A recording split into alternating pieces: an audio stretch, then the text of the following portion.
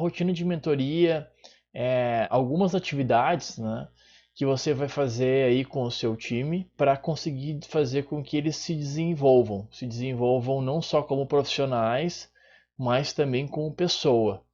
Então, essa rotina de mentoria não é somente para o seu colaborador, ela também vai servir como forma de crescimento profissional e pessoal para você que também é gestor.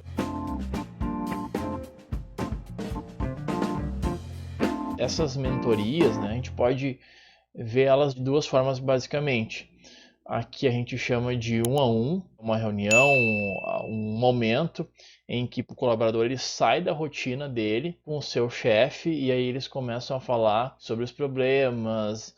É um momento em que o gestor ele passa a ser de uma certa forma o psicólogo. Essa reunião ela também acontece do outro lado. O colaborador vai ter um momento em que ele também vai dar esse feedback, né, essa avaliação para o seu chefe, que aí a gente chama de avaliação 360 ou reunião 360. Então fica aquela mentoria cruzada, aquele feedback, né, das duas partes. Isso é bem importante. A gente vai começar aqui pelas reuniões 1 a 1, avaliação 1 a 1, em que o diretor ou coordenador cria essa reunião. Existe uma rotina e ela sempre tem que acontecer. E a rotina para a reunião vai variar muito do seu segmento, vai variar do seu negócio, mas eu vi, por exemplo, reuniões de avaliação individuais trimestrais ou mensalmente. E na nossa empresa a gente procura fazer pelo menos uma vez por semana.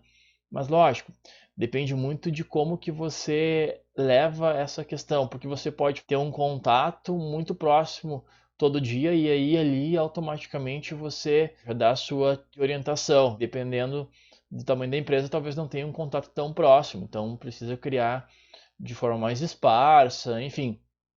Mas fato é que você precisa orientar aí fora da operação, né, o seu colaborador.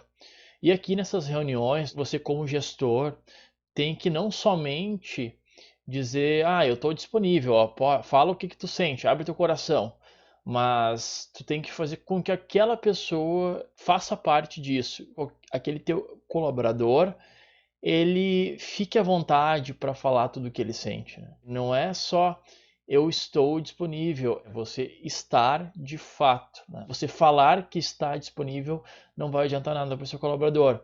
Ele precisa sentir que pode contar contigo, que pode te contar.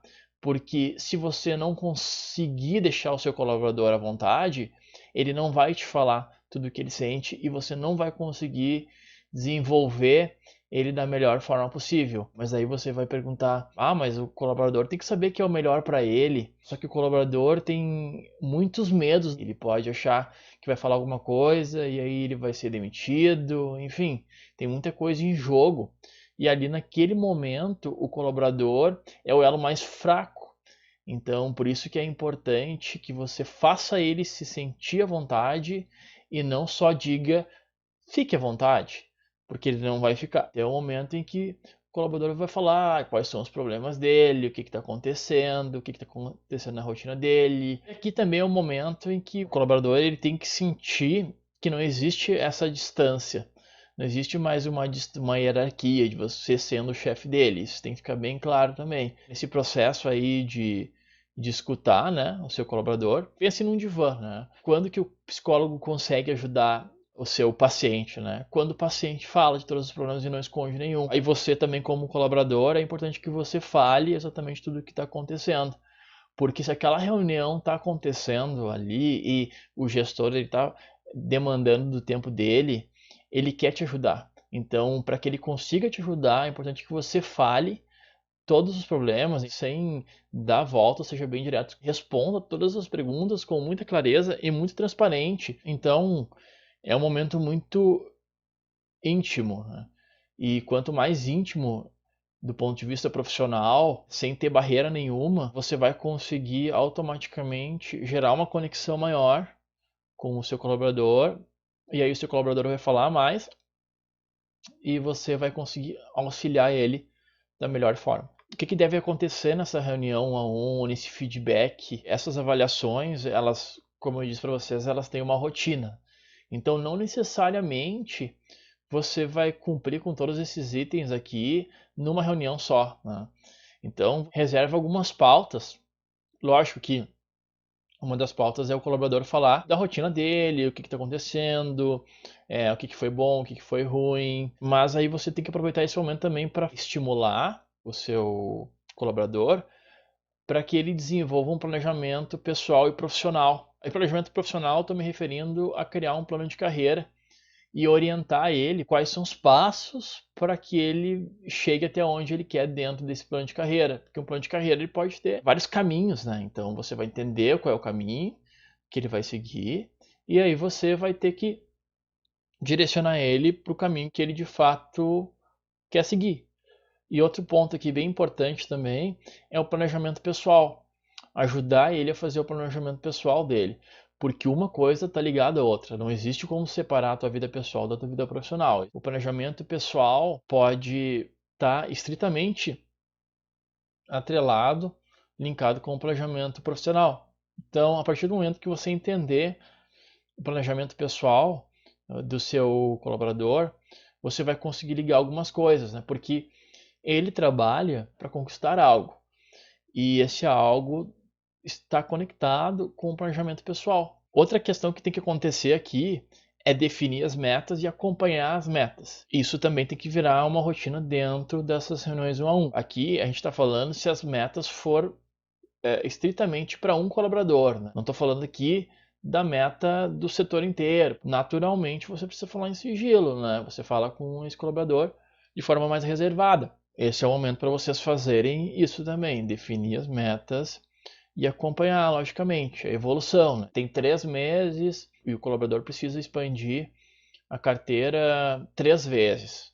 E ele expandiu 20% do que ele precisava atingir. Então, você precisa conversar com esse colaborador, entender quais são os motivos e aí ajudar ele, montar um plano de ação. Por isso que é importante essa etapa aqui. E estimular a inteligência emocional. A vida de um CS, ela acontece diversas coisas, né? Cliente às vezes reclamando, cliente chateado, cliente pedindo churn, aí é colega estressado, é chefe estressado também, e tem muita coisa que passa na cabeça da gente, né? Então, aqui você pode estimular ele a desenvolver essa inteligência. Sim, problemas vão ter, mas aí não levar para o lado pessoal, desenvolver autoconhecimento. Então, levem, façam essa mentoria, né, essa conversa aí, relacionada também a desenvolvimento de habilidades comportamentais, aí, principalmente a inteligência emocional. Uma coisa que eu acho fundamental é estimular o pensamento positivo. Como eu disse antes, no item anterior, acontece muitas coisas, né? Dentro de um time, tanto os nossos colegas, às vezes acontece coisas que nos chateiam, né? Tanto quanto os clientes, a rotina em si, né? Às vezes a vida da gente em casa, ela pesa e estimule a pensar positivo, porque o que acontece? Isso a gente também pôde observar dentro de alguns estudos. O pensamento positivo tende a liberar dopamina, né, que vai te ajudar aí a conduzir melhor as emoções, vai ajudar no humor, no aprendizado e na atenção. E é tudo que você precisa dentro de uma rotina aí do seu trabalho. O seu gestor ele vai tentar desenvolver esse pensamento positivo, mas também é importante que você se autopoliciem. Existem estudos quanto a isso, então fica a dica. Pensem em positivos aí, vocês colaboradores e vocês gestores, incentivem que os seus colaboradores sigam essa linha. Automotivação, aí a gente vai para um lado mais tendenciando ao que nos faz levantar todo dia, ir para o trabalho, falar com os clientes, matar um dragão por dia. O que é esse algo maior que faz a gente estar lá todo dia, com a força que a gente tem? Vocês já se perguntaram sobre isso? É importante também que o gestor ele estimule vocês para que vocês busquem, se vocês não sabem o que motiva vocês. É ter uma família, viajar, é ter um filho, enfim, é ter um propósito de vida, é ajudar as pessoas. A automotivação, ela tá ligada com o planejamento pessoal, né, e profissional. É isso que nos move. Né? Isso tudo que eu tô falando aqui para vocês é isso que é a força motriz. Se vocês não descobriram, dentro da inteligência emocional, tem autoconhecimento que vai ajudar vocês certamente aí a entender um pouco melhor o que motiva vocês, mas é importante que o gestor ele crie sistemáticas aí para desenvolver essa habilidade de vocês, fazer com que vocês encontrem, se vocês não encontraram ainda, o que motiva vocês. E lógico, é uma reunião de feedback também, né? Um feedback mais unilateral do gestor para o colaborador. Né? E lógico, o feedback ele sempre tem que ter um plano de ação. Né? Um feedback negativo, você pode melhorar esse ponto aqui.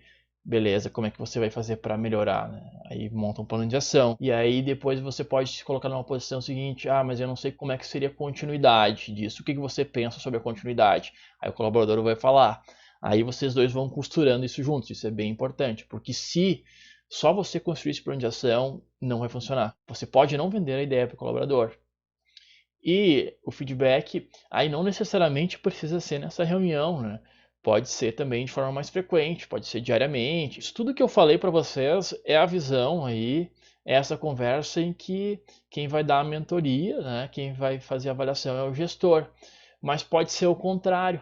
E aí que a gente chama de avaliação 360, reunião 360. É uma rotina onde o colaborador ele dá o feedback para o seu gestor. Né? Isso é bem importante e eu vejo ainda um mito muito grande envolvido nisso, em que os colaboradores eles têm muito medo de dizer o que eles pensam. Existem situações, sim, que o chefe ele pode pegar no pé depois. Isso é uma total falta de profissionalismo. Mas aí é aquela coisa, né? Que a gente pensa assim, o que a gente quer para a vida da gente? Tu tem a possibilidade de mudar o teu cenário de alguma coisa que está muito ruim. Ou tu tem a possibilidade de ficar sempre nesse cenário e sempre aceitar isso. O que é melhor, né? Ok, tu pode falar e sofrer alguma consequência, mas tu tem alguma possibilidade de mudar esse cenário, do ponto de vista de vocês.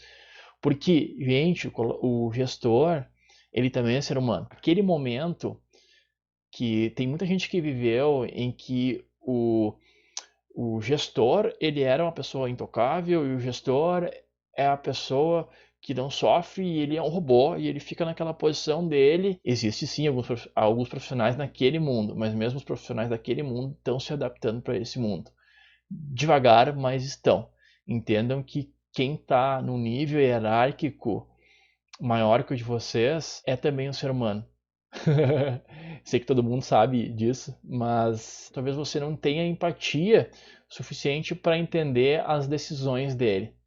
E aí você julga ele. Assim como, da mesma forma, um gestor para o seu colaborador. Às vezes o gestor não tem a maturidade ou a capacidade ou a empatia suficiente para entender o posicionamento do seu colaborador. E é por isso que existe esses tipos de reuniões e de avaliações, que é um momento transparente, onde as cartas são colocadas na mesa. Tá certo? Bom, pessoal, espero que tenham gostado. Muito obrigado. Até mais.